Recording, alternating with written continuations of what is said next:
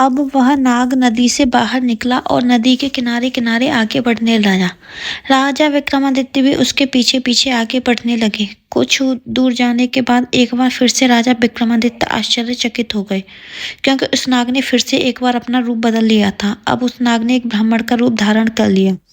राजा विक्रमादित्य ने सोचा कि इस रहस्यमय प्राणी के विषय में जानकारी लेने का अब उचित अवसर है, क्योंकि अब यहाँ एक निर्बल वृद्ध ब्राह्मण के रूप में है। इसके बारे में सुगमता से पूछा जा सकता है।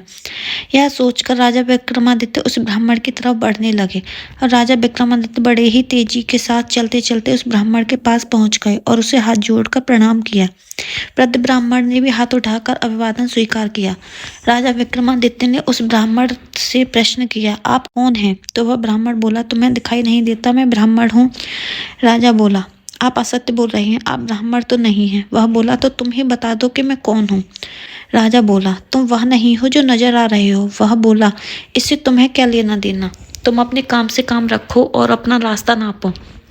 राजा बोला, मैं सच्चाई जाने बिना आपको का पीछा नहीं छोड़ूंगा, आपको सच्चाई बतानी ही पड़ेगी। वह बोला, मैंने तुम्हें बताया तो मैं एक ब्राह्मण हूँ। राजा बोला, आप मुझसे झूठ नहीं बोल सकते, मैं आपका तब से पीछा कर रहा हूँ, तब से आप भालू बने हुए थे। उस समय आपने उस नौजवान लकड़हारे को मारा, फिर आपने एक सुंदर लड़की का रूप धारण किया और दोनों सिपाही जो सगे भाई थे उन्हें एक दूसरे के हाथ मरवा दिया। फिर आपने एक नाग का रूप धारण किया और नदी पार कर रहे नाव पर बैठे यात्रियों को आपने नदी में कूदने पर विवश किया और वह सब मारे गए। अब आपने एक ब्राह्मण का रूप धारण किया है, वह सीधी सीधी सच बता दो कि आप कौन हो। वह बोला, यदि नहीं बताऊं तो। यह सुनकर राजा ने अपनी तलवार निकाली और बोले, तो फिर मरने के लिए तैयार हो जाओ। तुम जानते नहीं यह राजा विक्रमादित्य की नगरी है और मैं राजा का वफादार नौकर हूँ।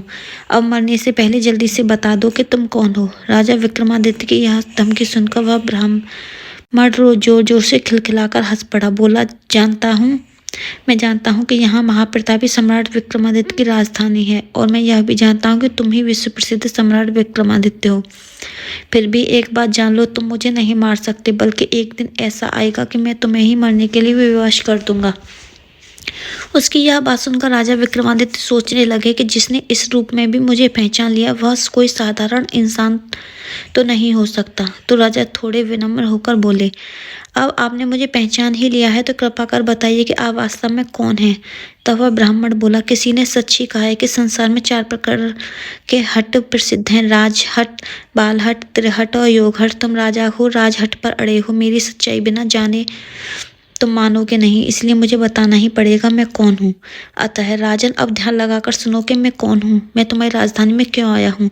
अब उस ब्राह्मण ने बताना शुरू किया। हे राजन, मैं तुम्हें बताता हूँ कि मैं कौन हूँ। जो भी मैं बताऊंगा एक एक शब्द ध्यान लगाकर सुनना। मेरा नाम काल है। तुम जानते हो कि इस संसार में जितने भी प्राणी जन्म लेते हैं उनकी मृत्यु निश्चित है, इसीलिए इस भूमि को मृत्युलोक भी कहा जाता है। जब प्राणी माता के गर्भ में आता है, उसके संपूर्ण अंग बनने के बाद उसमें आत्मा प्रवेश करती है, अर्थात वह सजीव हो जाता है। उसी समय उसकी मृत्यु का समय, स्थान और परिस्थिति, मृत्यु किस प्रकार होगी, यह सभी बातें विधाता की तरफ से निश्चित कर दी जाती हैं। और राजन, तुम यह भी जानते हो कि सभी प्राणियों का मृत्यु का लेखा जोखा चित्रगुप्त के पास रहता है। जब किसी प्राणी की मृत्यु का समय आ जाता है तो वहाँ धर्मराज को सूचित करते हैं। अब सबकी मुक्ति अर्थात मृत्यु का समय यह विभाग भगवान शिव के पास है। अतः धर्मराज उस प्राणी को मनुष्य मृत्यु प्रदान करने की आज्ञा भगवान शिव से मांगते हैं।